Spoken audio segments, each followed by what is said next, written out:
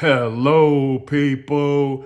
I'm Detroit Miracle. Yes, and indeed. Right now, I am here to have some cool comic book stories, film types of discussions right here in terms of a principal character in the Marvel Comics universe. None other than Thanos. Some call him Thanos, some call him Thanos. But his name, however you interpret it, he's apparently has been a menace in the cartoon verse of Marvel Comics as well as the comic book verse. And then he was brought to live action on the big screen as Thanos, of course, in the Infinity War and the Endgame Avenger films. We know Thanos is immensely popular as a super villain. So if you read comic books long enough, you know about Thanos' power levels, his strengths, his weaknesses, some of his abilities. Apparently, he has more abilities than you see him using.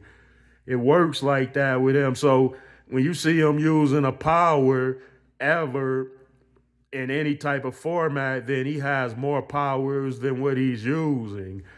So you'll be surprised that those powers that he have are a vast arsenal, but he really doesn't use them anyway. He only chooses select powers to use.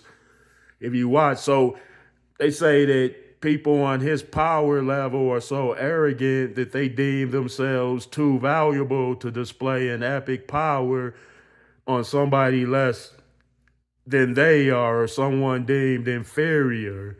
So Thanos thinks like that in terms of that. So he's not going to waste any type of amazing mega power on something far weaker than him. But if he fights something as strong as he is or stronger, then you see him elevate his A game. Now I'm here to talk about the live action films of the Avengers Endgame and the Infinity War, both those films. People don't know that people don't realize that Thanos had his powers diminished in that film, or they wrote Thanos's powers out that they see him using, that everyone sees him using in the cartoons or the comic books. So the movies cheapen Thanos on the live action, mainly because he has so many powers. He has Jedi like powers too. He has teleportation powers. He has energy projection. So he's probably more powerful than a force wielder in terms of raw power and raw magic or whatever you want to call that stuff. So yeah, in the movies he got cheapened in order for those to be able to match up against him because they took his energy power projection abilities away. Those powers show him projecting energy out of his eyes and hands. So I was wondering why, and I was wondering why Thanos refused to use his energy based powers in both of those films. And it's because they pretended like he never had them in the first place. Okay. Anyway, I'm going to do a part two to this very discussion.